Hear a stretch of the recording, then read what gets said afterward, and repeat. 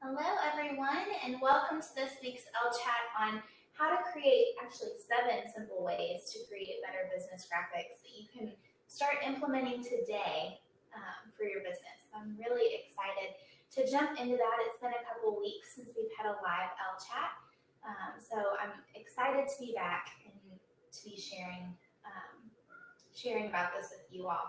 If you haven't already said hello in the comments, I would love to know where you're tuning in from, and I also asked you what your biggest struggle is when it comes to creating graphics for your business.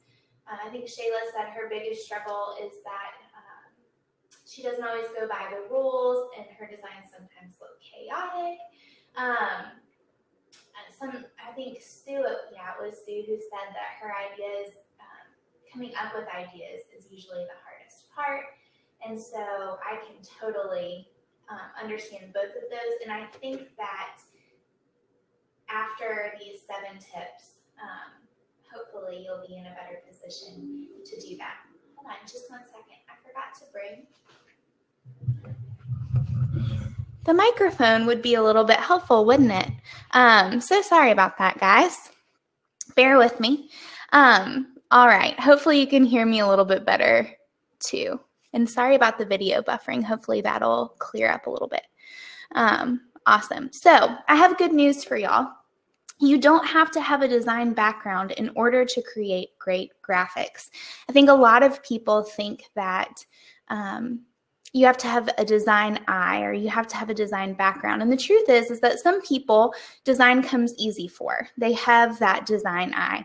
But it isn't because of that doesn't mean that it isn't accessible to those of you who don't have the design eye. It just means that the design principles come naturally to them. But you can learn design principles and implement design principles to create great graphics for your business. So I'm excited to share more about that with you today. And hopefully you'll walk away with 7 new ideas or 7 guidelines as you create graphics for your business. Can you all hear me better now too? Let me know in the comments. Sorry about that audio issue. Thankfully, it was simple to fix. Awesome. Thank you. Hi, Sai. Glad you're joining in. All right. So with that being said, I want to show you around this window really quickly, and then I'm just going to dive right into the content. So looks like you found the comment section. Right below here is an ask a question section. So if you have a question about something that I'm sharing and you want more details or clarification or something along those lines, feel free to ask a question there, and I'll leave about 15, 20 minutes at the end to answer as many questions as I can. That's always a fun aspect of these Ellechat's. And that's about it. No polls today. So I'm just going to go ahead and jump right in. Let me focus this screen. Awesome. So this is the biggest design rule of thumb, and it is consistency. The reason that you want to be consistent with all of your graphics and all of the components of your graphics is because you want to create brand recognition. You want people to be able to see a graphic, not even see your logo on the graphic, and know that it's coming from your business. So that means using consistent colors, using consistent fonts, using consistent design elements like icons and borders and patterns. You want to be consistent because if you keep switching it up every single time, people won't be able to recognize your graphics. And I think for creative business owners, this is especially hard because we all have so many ideas. And we get bored really easily, and we want to switch things up. And so you might get bored with using the same colors and fonts over and over again, but what you're doing is reinforcing your brand and making it more memorable to people. So that hopefully, if they see one of your blog images and they see it pop up on Pinterest, that they don't even have to see your logo in order for them to know it's from your business. So I would say to start out by using consistent colors. Do you have a color palette for your brand? If not, you should create one. And you should create one that has primary colors and secondary. Even in branding this presentation for you guys, I created a color palette. I'm using purples and a pop of orange, kept it really simple. So my primary colors are this medium tone purpley color and a dark purple, and then secondary colors are a pop of orange, there's some white, and then there's a lighter purple in there too. So just creating that color palette allows every single slide in this presentation to be consistent, and it helps you understand that they all go together. Same should be true for your brand. Create some primary brand colors and some secondary brand colors and stick to them. You might even notice that for the Ellen Company brand, I use a bunch of different colors, but my primary brand colors are the black of my logo and a lighter blue that's seen in the links and buttons on my website. And then you see a lot of leeway with secondary colors, but it's consistent over and over again in the color pairings that you use. So stick to your color palette, and that will create brand recognition.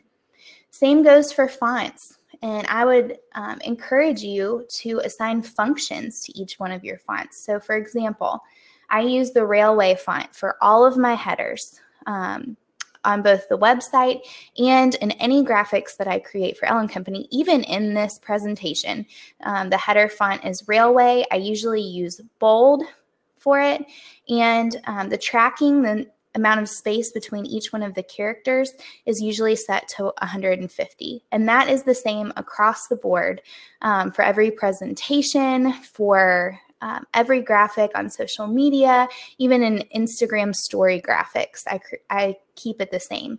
So I want to use that consistency. For body text, I use Proxima Nova, and I usually use a light version of it with about 50 point tracking in between my characters. And then for course logos and really special instances, I use the selfie font, and I don't use a bold selfie font or a light one. It's just regular, and I don't put any space in between the characters because it's more of a hand lettered font. So the same should be true with your brand. Use consistent fonts and assign them functions. Say, this is the font I'm going to use for headers. This is the font I'm going to use for body text. This is the font I'm going to use once in a blue moon for a specific logo, like a logo for a course or maybe one of your offerings or something like that.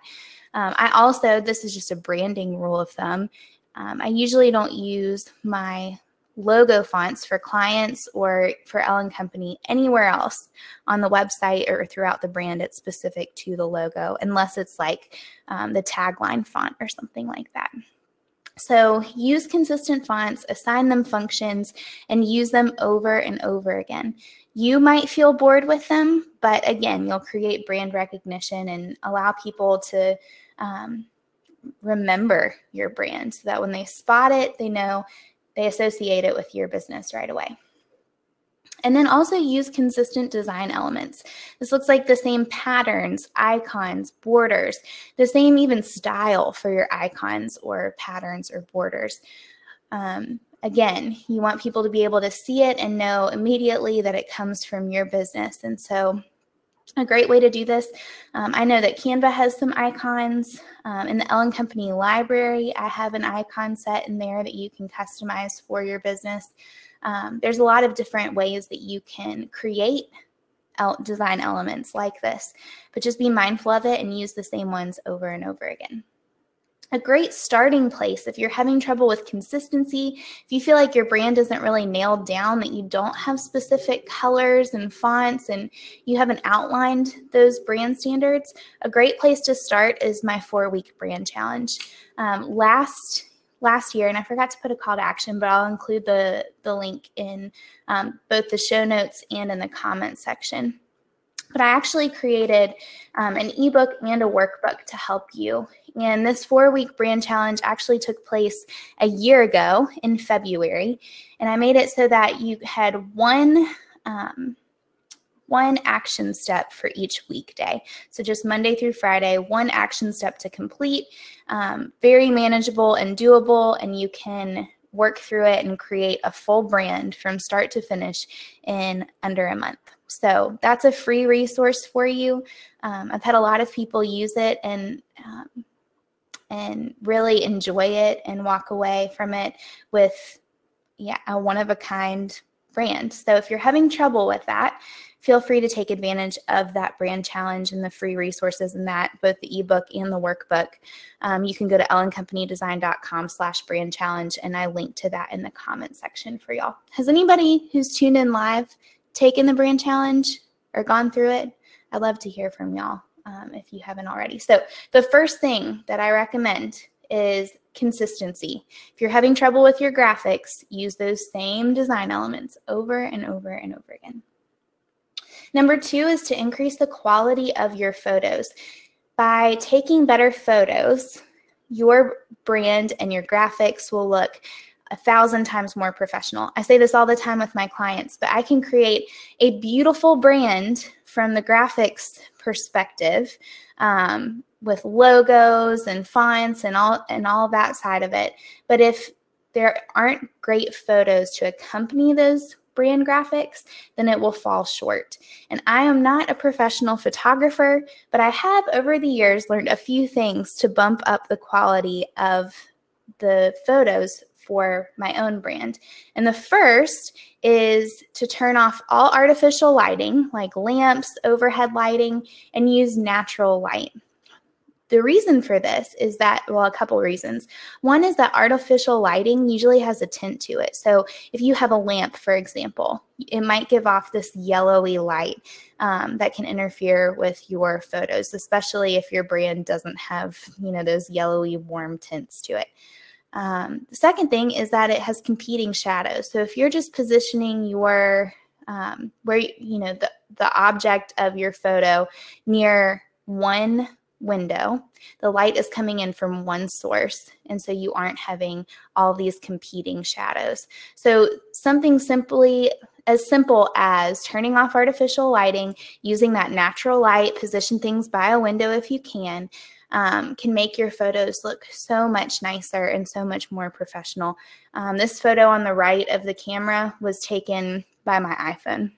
iPhones take great photos as well. So just by positioning it near a window, you can make your photos look so much better. If you have a full-time job and you're trying to create business graphics on the side and you're not home very much when it's light outside, especially in the winter, I would suggest taking a bunch of photos on the weekend, just all at once. Maybe if it's for your website, if it's for social media graphics, whatever it might be, stock up. Have kind of a mini photo shoot and stock up on images. So when it comes to taking the photo, focus on lighting. Also use consistent editing techniques. So if you are increasing the exposure and maybe bumping up the contrast and saturation a little bit on one photo, keep that consistent across all of your photos so that they all look cohesive.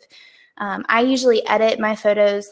If I take them with my iPhone and I'm sharing them on social media, I like to edit them with the VSCO app, VSCO. I also just use the editing options right inside of Instagram most times. But VSCO is a great one for editing. And then if I'm taking them on my DSLR, I usually edit them in Lightroom too. But just use consistent editing techniques. If you aren't editing your photos, something like bumping up the exposure just a tad can go a long way with your images. And then the third thing is colors. Consider your brand colors when you're taking photos for your website and for graphics that you're going to use for promo graphics or social media. Think about your color palette. Think about that color palette that you outlined for your brand that I just talked about, those consistent colors, and try to have those consistent colors in your images. It's not going to work 100% of the time. There might be a photo that's a little bit off, but this can really increase the quality of your photos and reinforce your brand. So if you are looking for a light and airy brand with pops of color, similar to the Ellen Company brand, then you might want to bump up the exposure and bump up saturation just a tad. Go for white muted backgrounds with pops of color in your subject matter, but really think through what your visual style for your photos is going to look like. Is it going to be a little bit more moody? Do you want it to be mainly black and white? What do you want that to look like? How does it fit your brand? And actually the Ellen Company brand challenge that I just talked about walks you through your photo style too. But just simple ways to enhance your photos and make it more high quality is lighting, editing, and colors. Keep track of the colors you're using. And Gina says the Color Story app. I think that's through A Beautiful Mess, which is a great website. They have editing steps. Yes, thank you for mentioning that, Gina. And if y'all have other great photo resources and apps, feel free to mention them in the comment section. I would love to hear them as well. Another free resource, this is actually one of the most popular Ellechat replays, is this Ellechat replay with Britt Chandler on 3 simple ways to improve your brand photos. So if you haven't seen that already and you're struggling with your photos, feel free to check that out. I'm going to drop that link in the comments as well and include it in the show notes for this episode. So that's a great one to refer back to as well. So number 3, and the third way to create better business graphics, understand hierarchy.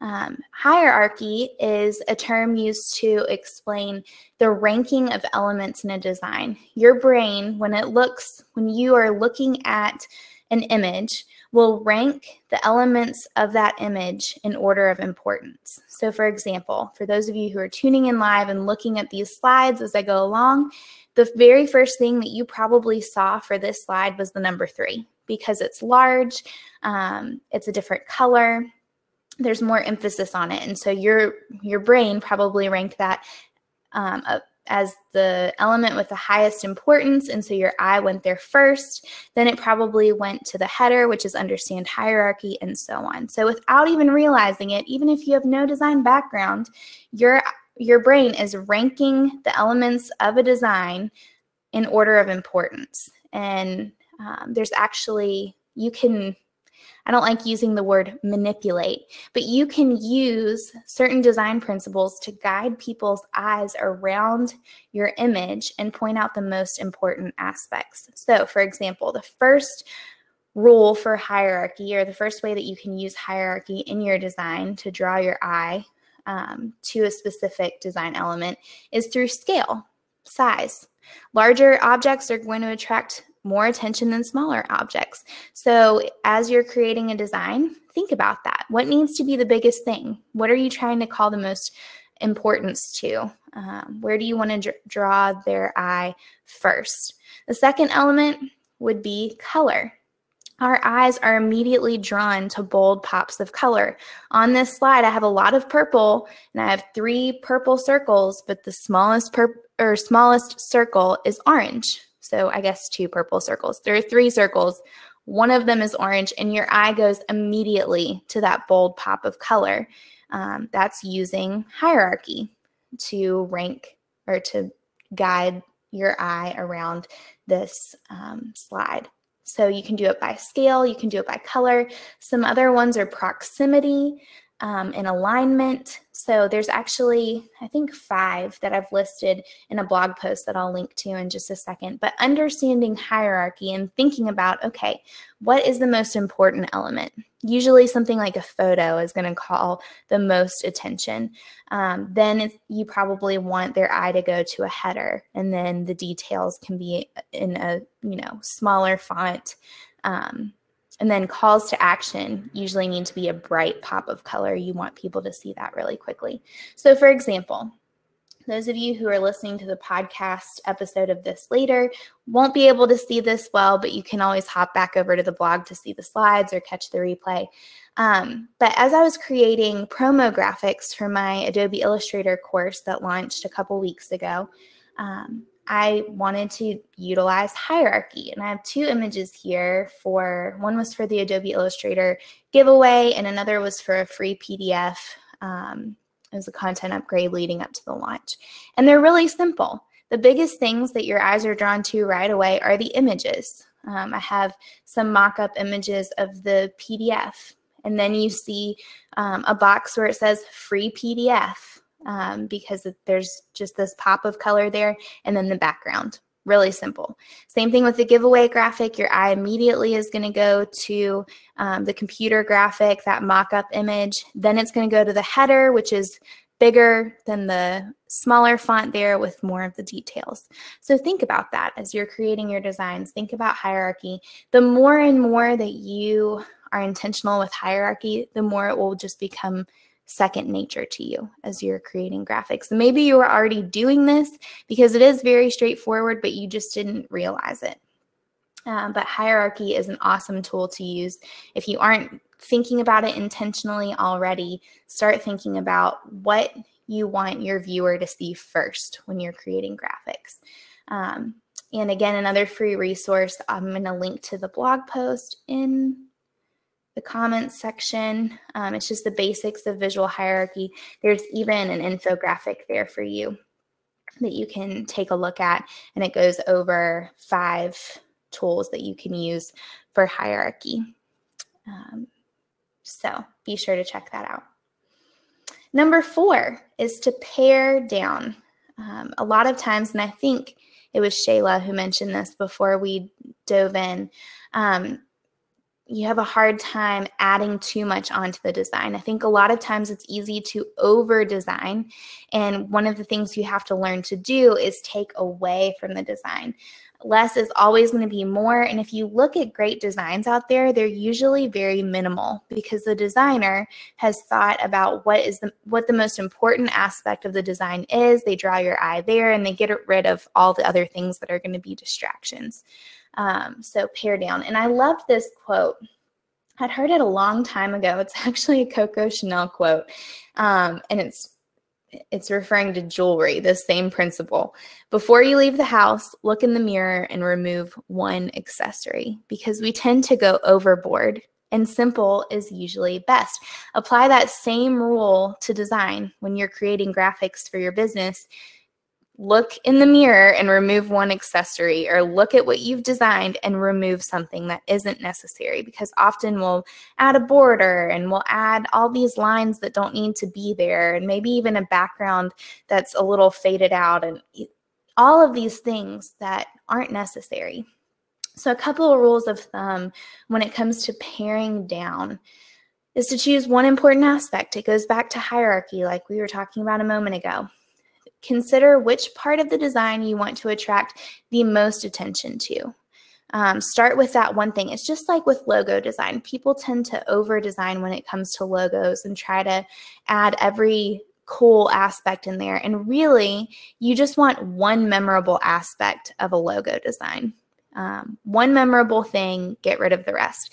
Same applies to business graphics or whatever graphic you're creating. You want one thing to stand out, and then the rest to just complement or enhance that one important aspect.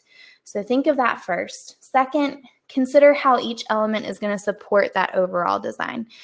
Is it going to add balance to it? Is it going to add to the hierarchy? So for example, just going back to these kind of header slides. Number 4 is the main thing that I want you to look at. And so it's a different color and it's really big. Second thing I want you to look at is this header for paring down. Third thing is probably these little, what should I call them? Sparkle icons that are just a shade lighter than the background, not to call too much attention to it. And then there's these little taglines. Less is always more. Great design is usually minimal. So thinking about the one thing that I want to stand out, the details that have to be on there, that need to be on there, and considering how each one adds to the design and enhances it. Now, I could have put a border around here, and I could have put a border on the bottom, and I could have added more graphics, or I could have added a photo behind it. All of that is totally unnecessary. It doesn't add to the design, and so I can take those away and just have the bare minimum there, and it's simple. It guides your eye exactly where I want it to, hopefully. Hopefully you saw the number 4 first. So consider how each element will support that main design element. And then if you can't take anything else away from the design, if you know that you can't take away the header, you know you can't take away the details that need to be mentioned, then you're probably at a great stopping point. So consider that. Follow that Coco Chanel rule. Look in the mirror and remove one accessory before you leave the house. Same goes with your blog or for your brand graphics or business graphics. Look at what you've created, and before you save it or share it, take away one thing. Less is more. Number 5 is to utilize negative space in your design. I think a lot of times we focus on the main, the subject matter of the design, the text you're going to use, the background color, any other design elements that you're adding to the page, that it's easy to forget the negative space all around your subject matter. So for those of you who are confused as to what negative space is, it's just the space that surrounds an object and an image. Usually it's the background of an image. And it's just as important as the object itself because it helps define the boundaries of the positive space, and it really brings balance to the entire composition. So think about the negative space. And a lot of times I try to encourage people to do this when it comes to their photography. And if you want to use graphics where you have an image and then text over top of that image, like blog post graphics, promo graphics, then it's really helpful to have some negative space. So for example, these are some blog post graphics. They're actually pretty old from the Ellen Company blog, but people loved them. And the reason why they were effective was because they had negative space within the photo. So there was a place for your eye to rest, there was a background, and then I put the title of the blog post in that negative space. Now, a lot of people want to use photos and then they put like a white square on top of the photo and then the text inside of the photo. And that's okay, but your graphics are going to look a whole lot more professional and thought through and intentional if you are utilizing negative space. So when you're taking photos, if you have someone take photos for you, ask them to take some photos with some good negative space in there so that you can add text over top of it. If you look at this image right here to the left, this blog post image that says 8 reasons your business needs a cohesive, well-designed brand, there's just that white desk background there that I could layer the text on top of. It looks like the photo was taken specifically for this blog post image, and it's because of the negative space. And what I actually had that photographer do, I didn't take that photo. This was years ago, probably like 4 years ago now, 3 or 4. And she had a white desk, and she put all of these desk accessories around the perimeter of the desk and took one photo so that I could zoom in and crop off areas of that photo, maybe rotate it a little bit, and then I'd still have that negative space in the middle for my text. But this is such a simple tip, but it can go so far with your graphics. So I would encourage you to consider the negative space in your photos especially, but also in your designs. And I have a couple examples of this in the next point, which kind of feeds off of this utilize negative space point. And it is leave some cushion. Designers use the term margin. I like cushion. You want to give some space in between objects of your design. If the design elements are too close, it's going to make a viewer uneasy. They may not realize exactly what it is that's putting them off, but they will have a reaction to it and feel uneasy about it. So, for example, using cushion between objects. You want to leave some breathing room around each object in your design. So here I have 4 icons. This was actually from one of the earlier slides, and I wanted to put some negative space, some cushion around each one so that your eye could easily focus on each element of the design. But look what happens, and even between the icons and the text, but look what happens when I bump those icons up a little bit. They're way too close for comfort. You can't really read the text super well because the icons are right there. Or better yet, if I had kept those icons away from the text and just moved them closer together, you're still going to feel a little uneasy. They're too close together. There isn't enough breathing room around each one.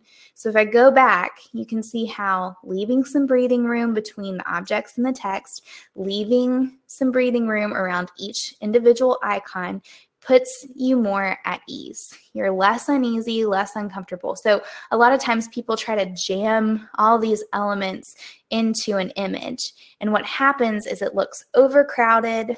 It just makes the viewer really uneasy. You want to have a little breathing room. You want to give people space for their eye to rest. And you want to make it easy for them to see each individual element.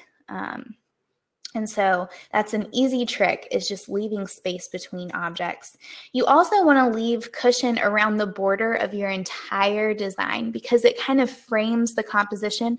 And again, it gives your eye a place to rest. All too often, I see people putting elements of a design around way too close to the border of the design or the edge of the design. And it's just like setting a drink on the edge of a coffee table. It makes you nervous. You're afraid it's going to fall off. Even though it's two-dimensional, these business graphics that you create for your website and social media and whatever else, you still put, you're still making people uneasy if you place things too close to the edge. So for example, this text being so close to the border of the image up here, to the edge of the image, does it make you feel slightly uncomfortable? Probably. It's way too close to the edge. Whereas this slide before, there was some space. You don't have to leave this much space, but there's space for your eye to rest. Same thing with this. If I move the Ellen Company logo from these slides very close to the bottom, it almost looks like it's going to fall off. So again, consider that border, that margin, that cushion around your entire design. You don't have to leave a ton, but just to make sure that it doesn't look like something's going to fall off the page or that it's overcrowded and you're trying to cram way too much into your image. Again, simplifying is best. So to run through these just really quickly again before we get to number 7. Number 1 was to use consistency. Use similar fonts, use the same fonts over and over again, and assign them roles for headers, for body text, for logos, and that sort of thing. Also through the colors that you're using and the style of your icons and patterns. Be consistent, use them over and over again. Number 2, increase the quality of your photos through things like lighting, and the colors that you choose and your editing techniques. Consistency goes a long way there too, but bumping up the quality of your images, even through those 3 simple things, can go a long way. Number 3 is to understand hierarchy. Use the principles of hierarchy to guide people's eye around your design and to be more intentional about the elements of your design instead of just throwing everything on the page. Use some intentionality behind it. Number 4, pare down. Take things away from your design and consider how every design element is what its purpose is, whether it's for balancing out the design or there are details that need to be mentioned within the design, but consider why you're adding things. Don't just add things because you think it looks cool. Use intentionality. Number 5, utilize negative space. The background and the space around the subject matter of your design is even more important than the subject matter. So utilize negative space, and the next point kind of adds to that with leaving some cushion. So make sure there's some cushion around each subject or each object in your design, and leave some cushion around the border too, so things don't look like they're going to fall off the page. And number 7 is to look at the composition of other people's graphics. Now, I'm not telling you to copy them. Don't misunderstand and think I'm telling you to go rip off other people's designs. But in order to understand the layout of the design or why the design works, it's helpful to look at other people's graphics, especially big brands out there, to see what they're doing right. I love Rifle Paper Company, and I love looking at the composition of their graphics and just how simple they are. how they aren't over designed, and they're really intentional with the design. And so it's fun to look and see what's working about this composition. What are they getting right here? And how could I implement something similar using my own brand and my own brand standards? You should have your own brand style. If you don't, work through that brand challenge. But by implementing your own colors and your own fonts, your own, just overall style, you can pull from other people's compositions and put your own creative spin on them. Actually, in design school, they had us do this in a painting class, and they had us take very famous works of art and try to recreate them. And what it did was it gave us an appreciation for that artist. You know, something usually looks way more simple than it ever is when you try to implement it yourself. And it also showed us what worked about that composition, and it really had us think about it more. And so when you try to recreate something and put your own spin on it, usually gives you a new appreciation, and you learn a lot from it. You learn what makes it work so well. So I'm not telling you to copy at all, but I am telling you to look at other designs to see what's working. I always love going to like Barnes & Noble in their magazine section and just looking at different layouts, or How Design. That's one of the magazines I love seeing. It's a graphic design magazine at Barnes & Noble, or most places that sell magazines, but definitely Barnes & Noble. And I love just looking at other designs and just getting inspired from them. Not that I necessarily want to copy them, but just looking and seeing, what did they do right? What did they do differently? And how could I put my own creative spin on something similar? So those are my 7 tips, and hopefully they were helpful for y'all. I would love to answer some of your questions though. So let me scroll on over here. Awesome. So if you have any questions about this, or just about designing graphics in the first place, feel free to ask the questions in the Ask a Question section. I thought about doing this Ellechat actually in preparation for the Adobe Illustrator course, because I had a lot of people asking questions about, well, if I learn how to use Adobe Illustrator, I don't know necessarily the rules of design. And a lot of those are covered in the course. But I wanted to just give you all 7 accessible ones, just that you could start implementing today to create better graphics. Whether you use Adobe Illustrator, Canva, whatever you're using, you can implement all of these. So let's dive into these questions. Gina says, how does a non-designer know which colors go well together and which are a bad match? Actually have a blog post about that, Gina, about how to create a color palette. And there's 3 different types of color palettes. There's a complementary color palette, an analogous color palette, and of course I'm going to forget the third one when I'm put on the spot. I'll think of it in a second. But just knowing some color theory is really helpful. And so I created a whole post on different colors and how you can create a primary and secondary color palette. And if you follow that brand challenge, you can easily find those resources and create a color palette that way too. So I don't just leave you to your own devices, like come up with a color palette. I walk you through exactly how to do it. And so just by understanding, taking some time, just like tuning into this webinar, to learn about color theory and color pairings, and how you can really utilize color to attract the right people, then you can create a beautiful color palette for your brand. So be sure to check out that brand challenge and check out that color post on the Ellen Company site. I'm sure if you put in the search bar color, that post will pop up pretty quickly. Great question. Gina also asked, should the fonts used in a logo carry through to a website, presentation, graphics, etc.? So what I usually suggest is that the main font that you use for your business logo not be used anywhere else, because you want it to be special. You don't want that business logo to kind of fade in the background or blend right in with other headers or anything. You really want it to be special. So usually for my clients, the rule of thumb when I'm creating their logos is to only use that font for the logo. Now, if it's a tagline for something like photography or something like that, I usually pull that font and put it into the header and other elements for the brand.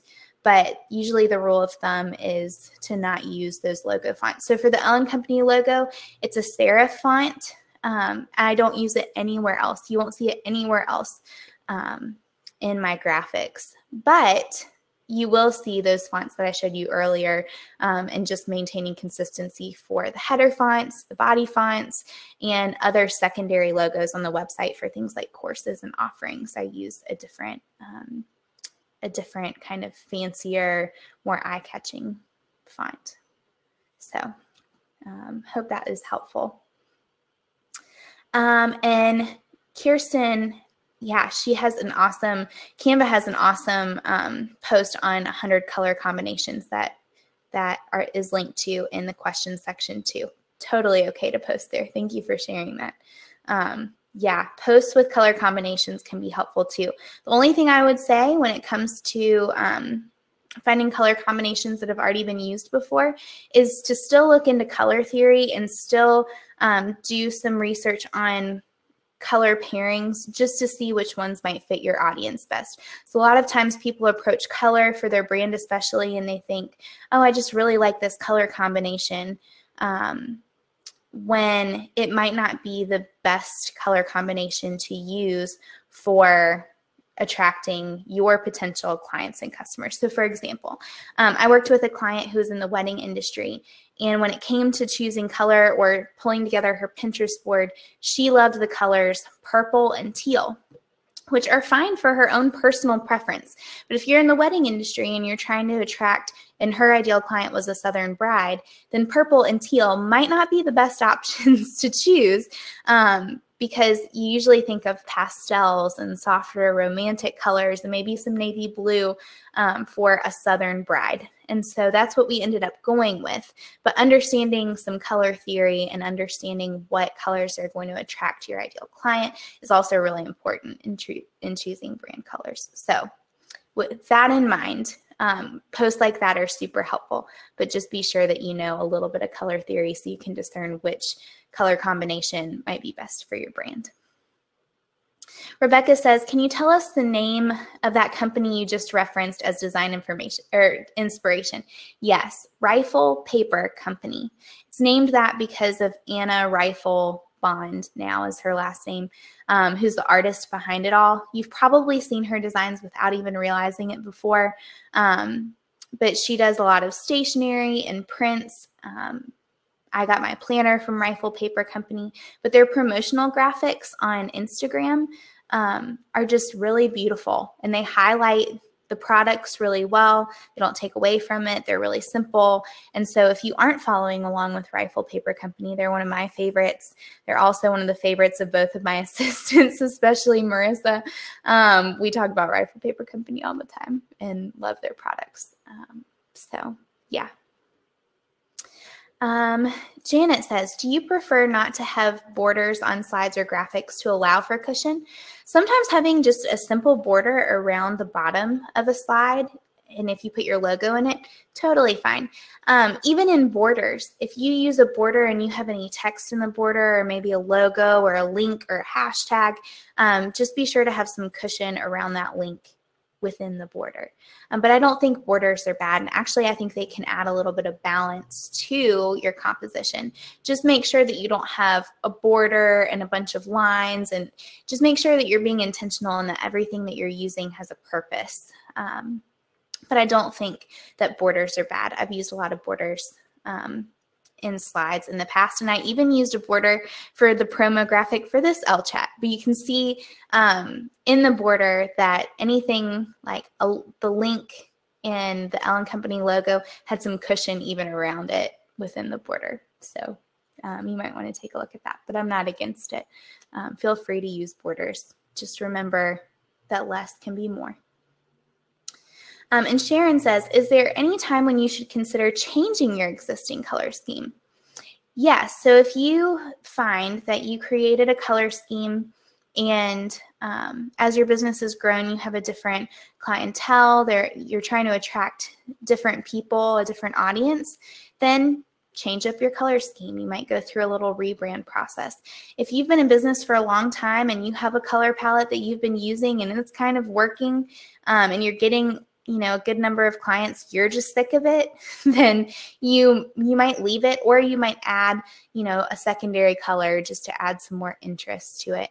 I had a client who came to me probably a year ago. We worked together 2 or 3 years ago, and we came up with a color scheme for her, and she wanted to add pink into her brand as kind of a secondary color. For her, it made sense. She realized that her audience was mainly made up of women. They were attracted to the color pink, and so we just added that in there, and it was a good pop of color for calls to actions and little accents in her brand. So that is another option, Sharon. But I would say consider your ideal audience, or the clients and customers you're trying to attract with your business, or readers if you have a blog, and consider that when you're choosing your color scheme.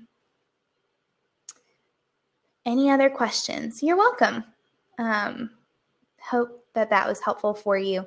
And if you have any other questions, if you're watching the replay later, listening to the podcast, go into the Ellen Company community and ask questions there too. It's a Facebook group. It has about 3,000 people. It's gotten more and more active. People ask questions and get a ton of answers in there now. I'm going in there now and trying to answer some questions as I can. But feel free to ask questions there. That's there for you, and I hope it's helpful. Melanie also asked, Lauren, on your site, which I believe you created in Squarespace, how do you know what size to make the color blocks you use as a background in all of your galleries, like the blog catalog? So the color blocks, I guess you're asking for blog post graphics in the archives, Melanie, I think is what you're asking. How do you know what size to make them? I try to make them a big enough size to where they're visible. So in the archives, I want to make them big enough to where you can easily see the blog graphic or the blog post title, but I also want cushion around it. So Squarespace allows you to easily add more spacing in between, especially for the summary block. You can add more spacing in between and add some cushion there. Also, something to mention, we're going to be doing another Squarespace series. I did one 3 years ago now, just on the blog. It was a weekly Squarespace series.